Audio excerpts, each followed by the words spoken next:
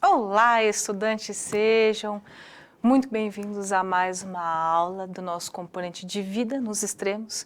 Eu sou a professora Eveline Cruz e estarei mais uma vez aqui com vocês nessa aula. E como eu não gosto de solidão, né, hoje eu tenho o Helder e a Flávia aqui para me ajudar nessa comunicação com vocês. Obrigada pela ajuda.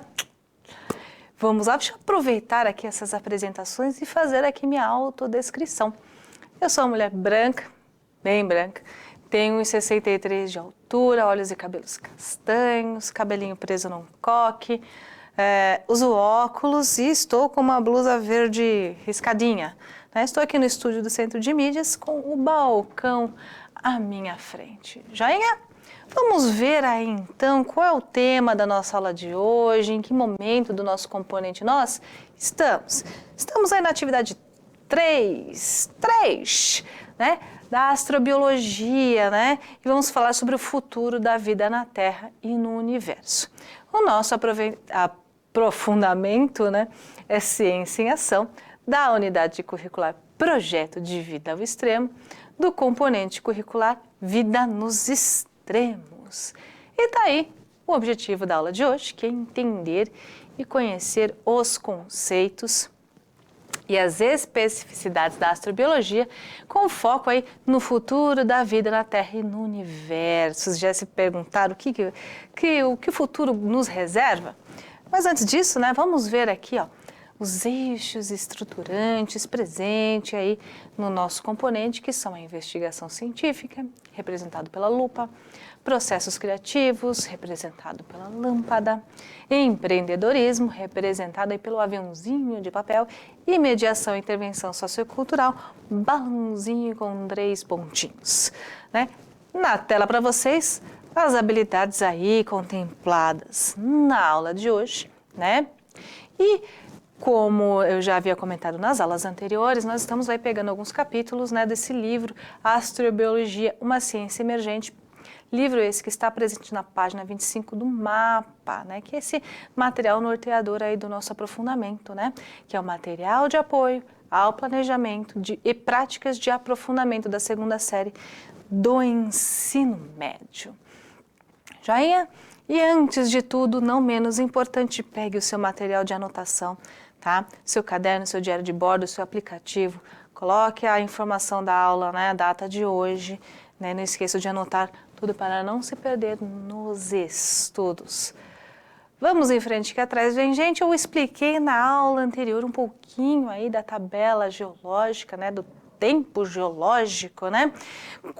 Comentei aí sobre o período arqueano aí. Opa, volta. O período arqueano. Deixa eu colocar outra cor. Roxo. Né? Período arqueano aqui, tá? De 4 bilhões de anos atrás, o que havia, né?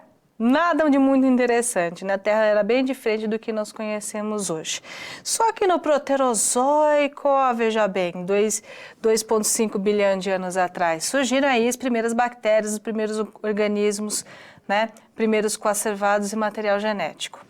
Joinha, pessoal? E quanto mais recente aí, mais foram evoluindo, se desenvolvendo, diversificando a vida.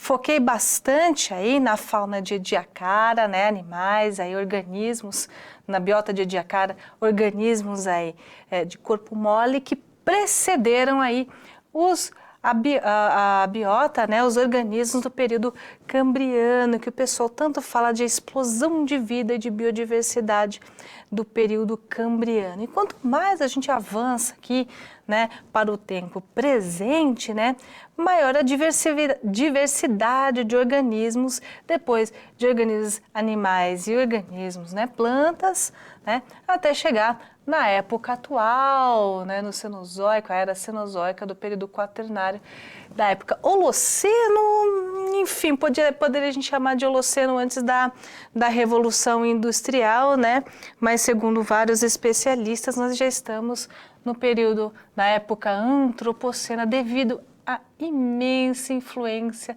destes seres humanos aqui em modificar o meio ambiente em que vive. Essas alterações aí já são factíveis, já são mensuráveis, né, na biosfera do nosso planeta Terra. Vamos continuar, né? Aqui o que eu comentei, né? Recordei aqui para vocês. Nós vivemos no antropoceno, tá? Porque de tantas atividades humanas ali, tanta alteração, né? Nós já alteramos aí várias dinâmicas do planeta, né? Surgiu um estudo recentemente, diz que materiais artificiais como ferramentas, prédios, construções, já somam em massa um número, em massa, né, em peso, massa, quantidade de organismos vivos que existem no planeta. Olha quanta coisa, né? Continuando aí, ó, esqueci de falar, Cambriano, 550 milhões de anos atrás, né? Continuando aí. Como ocorreu aí o processo evolutivo, né? Esse processo evolutivo ele já surgiu ali quando surgiu o planeta Terra. Quando o planeta Terra ele começou a se resfriar e a água deixou de ser vapor de água, começou a formar ali os primeiros oceanos, foi um território fértil para surgimento dos primeiros organismos. Lembra que eu falei de coacervados, depois vieram as primeiras bactérias, né? Até a explosão do período pré-cambriano, cambriano, um pouco antes da fauna de Ediacara, muita água rolou, muita história aconteceu, muitos eventos aconteceram no nosso planeta, certo? As primeiras moléculas orgânicas da Terra ocorreram por meio de processos químicos que aconteceram no meio interestelar. Existem algumas teorias de como surgiu o organismo, a vida aqui na Terra, né? Uma delas aí é que aminoácidos ou proteínas, né, teriam vindo aí a bordo de meteoros e atingindo o nosso planeta Terra. Essa é uma teoria muito importante. Outra teoria, né, é que realmente esses organismos surgiram aqui da sopa primordial nos oceanos, aqui no próprio planeta. Mas são duas teorias aí que têm fortes evidências científicas. Então é por isso que a gente estuda esses organismos, né? Para saber se é possível a gente chegar lá, colonizar o planeta, né? Vou chegar lá, né? A origem da vida, né?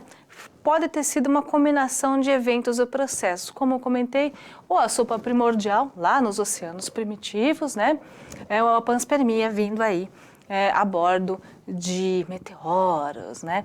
Mas acredita-se hoje, né, a evidência mais forte, né, que independente de onde surgiu realmente, né, esses organismos, eles sofreram e sofrem, né, esses organismos, evolução darwiniana, ou seja, a evolução é gradativa, né, selecionada aí pelo meio ambiente e o mais adaptado, né, aquele que consegue sobreviver naquele ambiente, né, se alimentar, se reproduzir o suficiente, né, viver o suficiente para se reproduzir e passar as suas características a seus descendentes, ele acaba tendo sucesso, tá? E um aumento ali considerável da biodiversidade. Quanto mais a gente vem para o presente, né, maior é a biodiversidade, porque maior a quantidade também de elementos e nutrientes presentes aí no nosso planeta.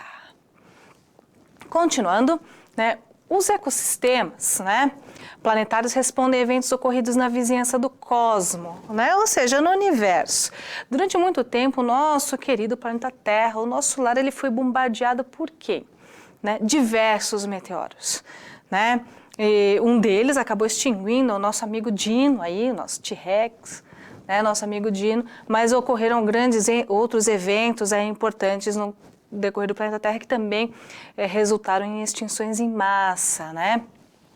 Então nós estamos suscetíveis, o próprio Sol, né? Vocês já ouviram falar que de vez em quando aí há uma tempestade solar e fala, influencia os satélites, é muita radiação e acaba prejudicando os satélites e a comunicação na Terra. Inclusive, né, é um perigo até realmente nessa comunicação de danificar aparelhos, é um perigo realmente até para os aviões, né? Uma resposta biológica tende a continuar no futuro, ou seja, se aquele organismo ele tem uma característica positiva que o ajuda, o influenciam na sobrevivência, ele carrega essa característica e passa a seus descendentes, né? Com a evolução do Sol, mudanças ambientais e domésticas ocorridas aqui no planeta Terra, ok? Até que a vida seja inviável no planeta. Vamos pensar nesse trecho, evolução do Sol. Né? O Sol, né, nossa estrela, nasceu pouco antes aí do nosso planeta, né, e todos os outros planetas do Sistema Solar giram em torno dele. Só que ele é uma estrela que consome ali um gás, e é o gás hélio, né? Então ele tem uma vida útil. Daqui a um período longínquo, espero eu nem você está aqui sobrevivendo, né? Não sabe-se lá onde estará a humanidade, daqui a alguns bilhões de anos, o Sol ele vai começar a entrar em colapso, né? Porque ele vai consumir ali todo o hélio que ele tem, então ele vai se expandir, esse Sol. E nessa expansão é a Deus planeta Terra, né? Então vai emitir cada vez mais radiação até que o nosso campo magnético, né? Que também tende ali, no futuro, daqui a alguns bilhões de anos, não existir mais, também no nosso campo magnético não vai aguentar ali tanta radiação para proteger o planeta dessa influência e a vida na Terra se tornará incompatível, né? Não é possível determinar como os organismos no futuro responderão a uma mudança drástica nas condições terrestres. Né? Muita coisa pode acontecer daqui a 100 milhões de anos, 200 milhões de anos, 1 bilhão de anos. Não dá para determinar com certeza como vai ser o desenvolvimento e evolução desses organismos, porque nem os continentes estarão na conformidade, né, na posição que estão hoje, como não estavam há 1 bilhão de anos atrás, né, estavam numa posição completamente diferente. Né? Eu já comentei sobre a deriva continental em aulas anteriores, se você não se lembra, passa lá para ver. Tá? Então, todo esse movimento desses continentes influencia demais, né, o clima no planeta e, consequentemente, a vida desses organismos. Então, não dá para prever, daqui a 100 milhões de anos o ser humano vai ser careca, magrinho, olhudo, vai ter chifre e vai andar em nave espacial. Não tem como saber, tá? Vamos continuar aí? Cada extinção, né, da história do planeta abriu caminho para o surgimento de outros organismos, por exemplo, os mamíferos. 65 milhões de anos atrás, né, quando a era dos dinossauros, a dominação dos dinossauros chegou ao fim, né, que veio aquele meteoro para acabar com tudo, mas o cenário do planeta Terra naquela época já não estava muito ali favorável para os dinos não, né? Existia ali muito vulcanismo, né? A África estava se separando do continente americano, né? A placa indiana já estava indo em direção ali ao continente asiático, muito vulcanismo, muito terremoto, o negócio já estava meio bagunçado. Quando veio o terremoto, foi já a cereja do bolo para acabar com tudo, alterando drasticamente o clima no planeta. Esses organismos, eles eram muito grandes, a maioria deles, boa parte deles, então acabaram ficando sem comida, sucumbindo. E quem sobreviveu? Sim, pequenos mamíferos, parecidos com pequenos roedores, que se escondiam em tocas, se alimentavam de qualquer coisa, ou seja, se adaptaram, é o que tem para hoje, vou ter que sobreviver com isso. Sobreviveram, né? Acabaram se diversificando no ambiente, ocupando o ambiente cada vez maior, né, dando origem a um sem número de mamíferos, uma grande quantidade de mamíferos, do ser humano ao elefante, tá? Seguindo em frente, aí vocês podem ver uma representação na tela para vocês, em aproximadamente 5 bilhões de anos, tem tempo, né? O Sol se tornará uma gigante vermelha, ou seja, ele vai se expandir. E olha como a Terra parece quente aqui, ó. Né? Parece muito quente aqui, ó. Só que tá um inferno, né? E o Sol ele vai se expandir e vai acabar, né? Acabar fritando o nosso pequeno planeta. Tem até um filme, né? Que eu já vi, acho que com o Nicolas Cage, né? Que o Sol passa por uma tempestade solar e frita a Terra. Né? É um filme legal. Continuando aqui, ó. Alguns eventos se seguirão. Ou seja, o continente, né, os continentes do planeta Terra, ele não é estático, nunca foi, né? Passou por uma série de eventos, de extinções, de mudanças. Em um determinado momento existia muito vulcanismo, em outro determinado momento existia muita neve, muito gelo que acabou até cobrindo o planeta Terra. Mais para frente vocês vão ver aí Terra bola de neve, né? Então aconteceram eventos extremos e o planeta está aqui até hoje, né? Vamos entrar na questão dos vulcões, dos supervulcões, né? Supervulcanismo, né? Por exemplo, o vulcão de Yellowstone tem uma caldeira, ou seja, uma reserva magmática ali de 50 quilômetros de diâmetro, né? Mas ele não é o único supervulcão do mundo, né? O vulcão de Yellowstone, né? Ele fica lá nos Estados Unidos, no hemisfério norte, já foi tema de filme e tudo mais, né? Tem um parque nacional muito bonito lá, e ele está lá quietinho, não há previsão dele entrar em atividade aí pelos próximos anos, graças a Deus. Porque imagina, com uma caldeira, né, daquele tamanho, né, uma grande câmara magmática por baixo ali, ele é um vulcão que, se ele entrar em atividade, né, no seu auge, no seu máximo, adeus hemisfério norte. E isso acaba por afetar o clima, né, e os organismos do mundo inteiro. E isso já ocorreu há milhares e milhões de anos atrás. O Yellowstone já teve grandes erupções, né, que causaram mudanças geológicas importantes ali, certo? Outro supervulcão, o Toba, na Indonésia, né, explodiu há cerca de 74 mil anos atrás, gerando impactos no mundo inteiro. Então, quando um vulcão desse entra em erupção, né, ele provoca terremoto, né? Existem vários tipos de erupção, né? Que ele só banja lava ali, né? Lava é quando o magma sai do interior da Terra, quando atinge a parte externa, né, a superfície, a gente chama de lava. Lava, não é larva, tá? É lava, tá? E outros vulcões explodem, como o Monte Santa Helena. Existem vários tipos de erupções vulcânicas, mas o que importa é que ele altera muito o ambiente onde ele está. Pode provocar terremotos, lançar gases na atmosfera, gases inclusive efeito estufa, né? E se ele tiver ali uma magnitude muito grande, uma câmara magmática muito grande, né, a erupção dele pode ser sentida a muitos e muitos quilômetros de distância. Eu estou falando de supervulcões, gente, né? Supervulcões. Há uns tempos atrás, alguns meses atrás, o Cumbre Vieja, acho que é assim que se pronuncia lá na Espanha, o vulcão, ele entrou em erupção na ilha, né? Ele foi lá despejando lava, e essa lava escorreu a montanha, atingiu o mar, né, em um determinado ponto da ilha. No outro ponto da ilha, as pessoas estavam tendo as suas vidas e quase normais ali, porque é uma região habitada, né? Tem pessoas, cidades, né, agricultores. Então, onde a lava passou, onde o vulcão despejava lá seu material, né, ele foi isolado. E o restante da ilha, o pessoal ia vivendo lá como podia. Certo? Isso não é um supervulcão. Supervulcão é o Toba, é o Yellowstone. Krakatoa também é o vulcão aí que entrou em erupção ali no século XIX. Dizem que ouviram o barulho da erupção, né, lá na Europa, né, o do Krakatoa. E ele sucumbiu à ilha praticamente, o Krakatoa. Né? Então é um outro vulcão. Se entrar em erupção também, ele tem uma grande capacidade de mudança aí. Continuando. Tais erupções podem desencadear extinções em massa, inclusive afetando aí drasticamente a vida antrópica, ou seja, a vida dos seres humanos, né? Periodicamente, né, a periodicidade de atividade de alguns supervulcões normalmente ocorre a cada 500 mil anos.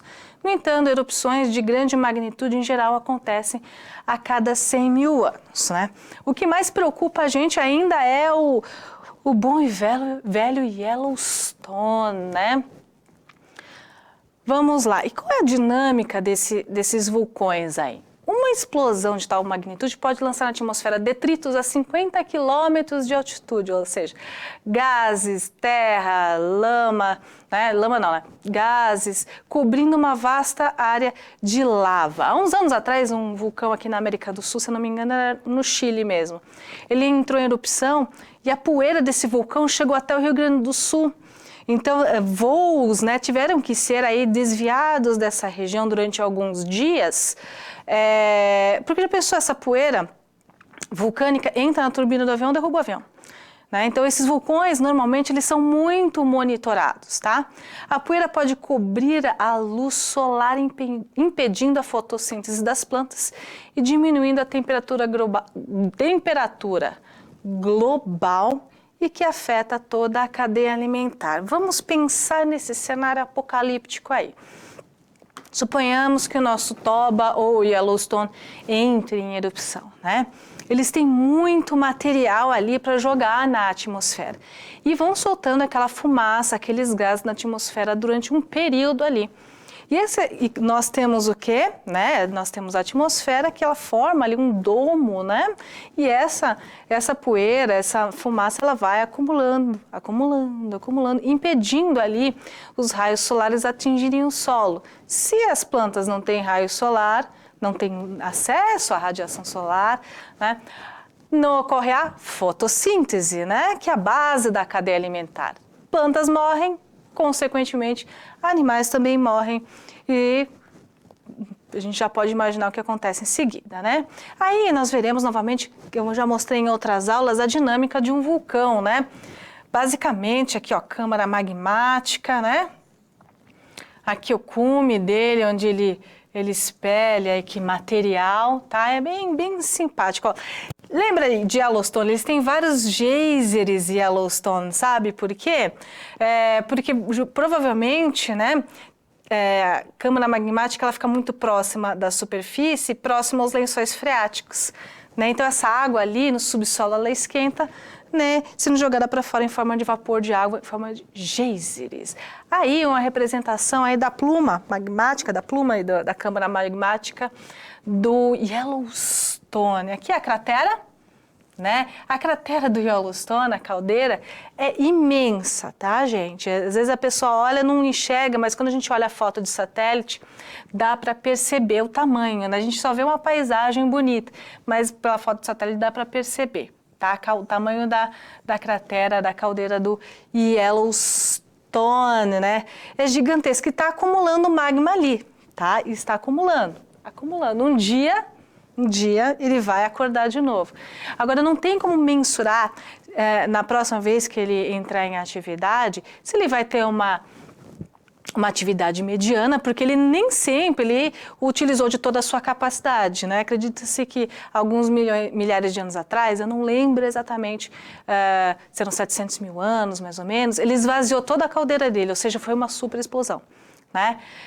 Mas houveram já atividades que ele lançou material e não foi uma super explosão, tá? Então não se sabe quando que ele vai entrar em atividade, né? Calcula-se alguma data, mas não é na nossa era. E qual a intensidade dessa atividade, tá? Espero não estar mais aqui. Só isso. Reversão do campo magnético. Olha um problema que pode acontecer, né, do nosso planeta.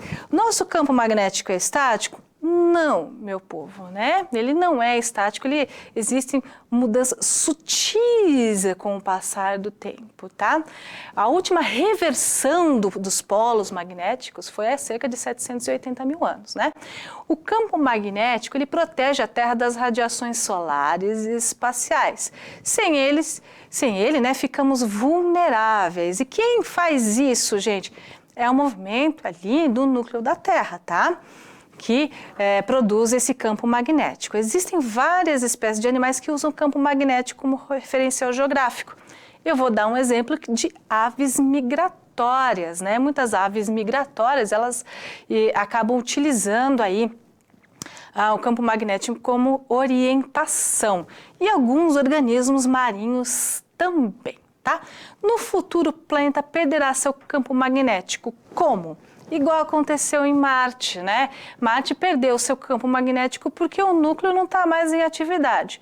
O dia que o núcleo da Terra não tiver mais atividade, nós não teremos mais o nosso campo magnético, tá?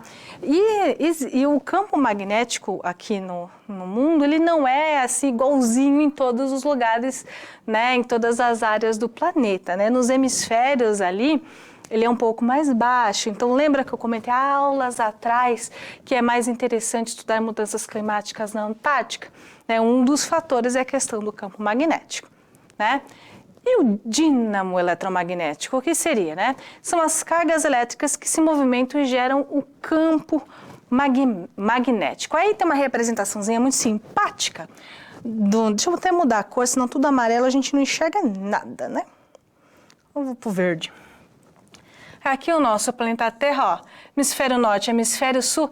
Veja que aqui no hemisfério norte, hemisfério sul, né, o campo magnético ele é mais baixo, vamos dizer assim, tem menor cobertura do que em outros locais. Olha, ele forma ali uma camada protetora ali que acaba desviando, né, os raios, né, a radiação solar. Isso acaba nos protegendo, mas aqui nos polos, né, é um pouquinho mais frágil essa questão do campo magnético. E tem também na região aqui da América do Sul, que eles falam que tem uma região de instabilidade do campo magnético. Né? Dizem também que é um pouco mais baixo o campo magnético, dando aí interferência em equipamentos aí de navegação, tá? Aí você vai falar para mim, mas professora, não entendi agora. O que fazem os astronautas, então, quando eles ficam lá a bordo da Estação Espacial Internacional? Né, eles estão fora ali, né? Eles ficam suscetíveis à radiação solar? Sim. Né? Existem casos de astronautas que acabaram desenvolvendo algum tipo de câncer de pele, mesmo ficando poucos dias aí na Estação Espacial Internacional. Né? Eles estão, sim, mais suscetíveis à radiação solar, né, do que nós que estamos aqui no planeta. Certo? Continuando, lembra que eu comentei da deriva continental, né? Pode mudar a sua dinâmica, ou seja, daqui a, acho que é 200 milhões de anos, daqui a 200 milhões de anos, né, vai haver um novo supercontinente. Lembra que há milhões de anos atrás tinha o Pangeia, que se dividiu lá, formou o Rodínia, né, que hoje deu origem aos continentes que nós temos, né, da configuração atual? Pois bem, né, as placas continuam se movimentando. Sim, nós continuamos nos afastando da África, sim, a Índia continua indo de encontro a placa asiática, né? Então a placa do Pacífico continua entrando debaixo da placa sul-americana ali no Chile. Então o movimento está acontecendo, a tendência, né, ao Oceano Pacífico ele encolhendo e dá origem, né, a um outro supercontinente que alguns cientistas estão nomeando de Amásia, né? Então todos os continentes que hoje a gente conhece ficarão juntos. Isso muda alguma coisa nesses ecossistemas, na dinâmica do clima, na dinâmica de chuvas? Muda muito. Normalmente, quando se tem um supercontinente, meio dele geralmente é muito desértico, não chega às massas de umidade do oceano lá, né? Então, existem grandes desertos. Vamos continuar, senão a gente não termina isso hoje, tá? A relação da dinâmica dos continentes, por exemplo, muda a direção dos correntes marinhas e altera o clima. Foi o que eu acabei de falar, né? Se surgir um novo supercontinente, haverá um super deserto no interior devido à distância do oceano, né? Boa parte das chuvas que tem no interior de um continente vem, né, de massas de ar carregadas de umidade proveniente dos oceanos, né? Com exceção aqui da região sudeste, que parte da chuva vem do oceano e parte vem da região amazônica, né? Mas a tendência aí é de um supercontinente com super deserto ao seu centro, né? Ciclagem de material devido ao tectonismo no fundo do oceano, chamada de zona de subducção. Eu já vou ter um slide à frente que eu já vou mostrar e explicar isso.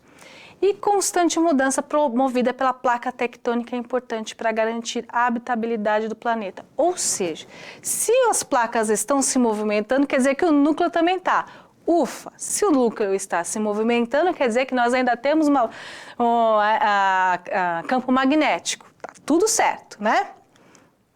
Aqui, ó, zona de subducção, ou seja, uma placa continental aqui, ó, entra debaixo da outra. Aqui nós estamos vendo a Fossa das Marianas. Então, quando uma placa, né, entra debaixo da outra, ela atinge o manto, ela acaba sendo reabsorvida, derretendo ali no manto, né? Então, essa crosta entra aqui, ó, uma placa debaixo da outra, é reabsorvida aqui, né, no manto, né? E o Sol, eu já expliquei a questão do Sol, né? Passa por mudanças no decorrer do seu ciclo, né? E o efeito estufa é um equilíbrio natural de gases. O efeito estufa, o normal, preserva a vida. O duro é que nós estamos lançando muitos gases de efeito estufa, nós estamos intensificando esse calor, alterando o clima aqui do planeta, né? E lembra quando eu falei da evolução do Sol, né? Que ele pode se tornar uma gigante vermelha? As coisas podem ficar muito difíceis, né? Tudo bem? Eu espero que vocês tenham gostado. Lembra que eu falei aí para vocês da Terra Bola de Neve? Já passamos por esse período, tá? Uma grande glaciação.